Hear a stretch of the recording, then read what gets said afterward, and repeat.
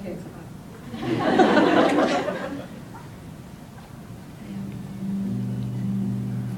My friend Derek says love is the only war worth dying for. But every time I say please come back, I feel like I'm trying to find a dirty needle in a haystack, and God knows I can't go out like that. I suppose we wear our traumas the way the guillotine wears gravity. She said, your neck is so soft. I lost my head so many times I got sober just hoping my eyes would dry. Still I drink so much in my sleep I can't sleepwalk a straight line to the guest room where collapse hangs so heavy inside her lungs. She speaks and her voice trips across her heartbeat. Each word limps into the air. We are gone, she says. And I am no mortician. I have no idea how to put makeup on the dead. I have no idea how to unerase, so I just puddle at the door, my face looking like a deck of falling cards, like everything's been playing me. We tried so hard, but when I said give me a ring, she thought I meant the call.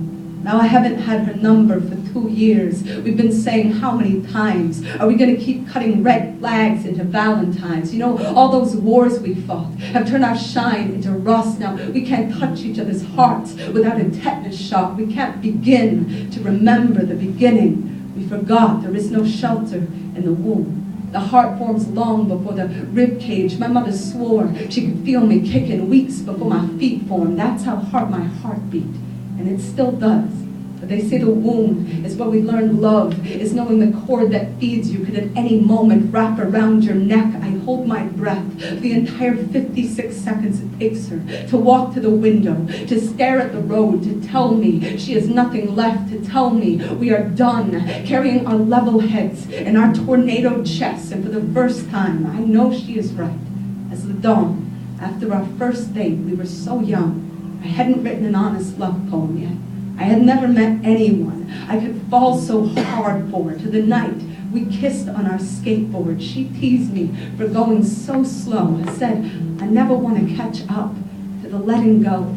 I want the plead in my throat to anchor my spine in the seams of your slippers, love. Even when that dove crashed through the window, even when my friend said you can call it love, but you know Einstein called himself a pacifist when he built the bomb. When they asked, well, we stayed together for so long, I say I don't know.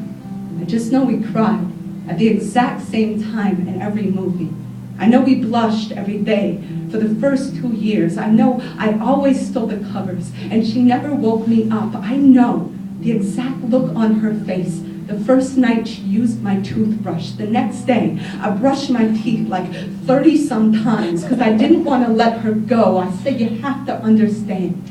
When it hurt to love her, it hurt the way the light hurts your eyes in the middle of the night, but I had to see, even through the ruin, if what we were burying were seeds. There were so many plants in our house.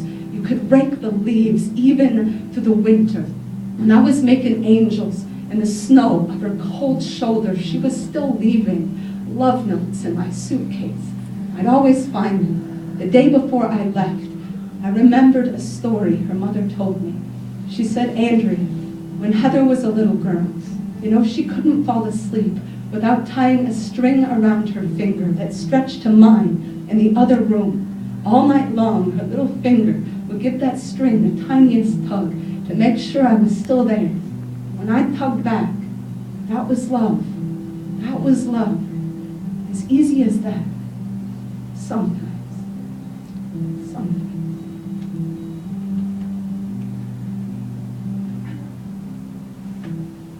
You all are perfect non-clappers.